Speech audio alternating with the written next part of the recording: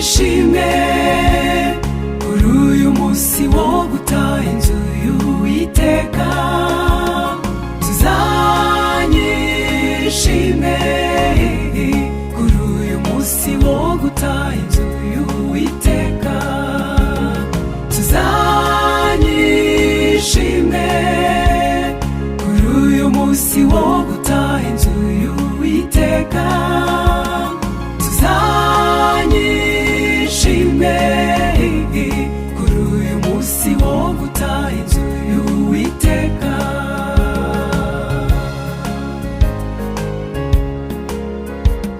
Nka Salomo mu bihe bya mbere by'amateka, twagambiriye kubaka ubuturo bw'Uwiteka.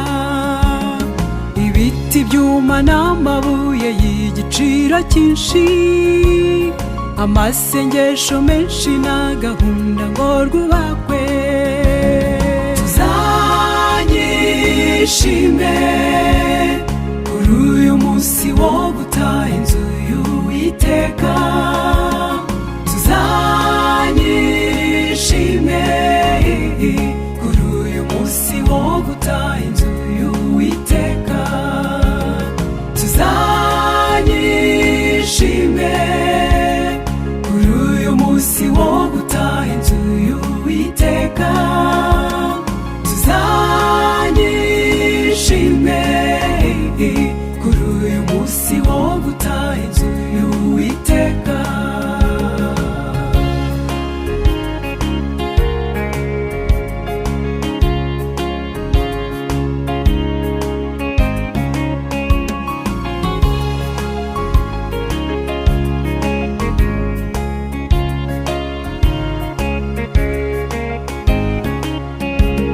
Maze Uwiteka tugusabye umugisha uyu munsi, uru rusengero urutahe rwuzura ubwiza bwawe.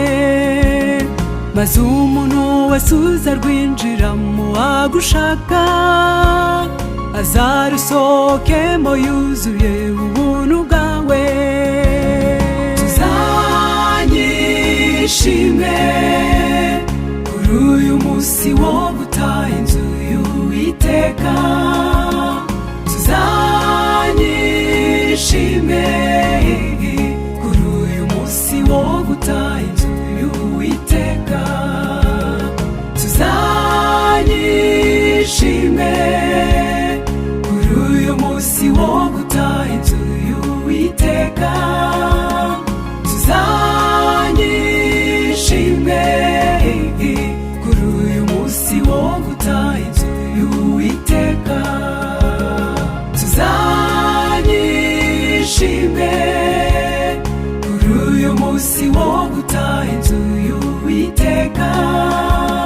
Tuzanyishime kuri uyu munsi wo gutaha inzu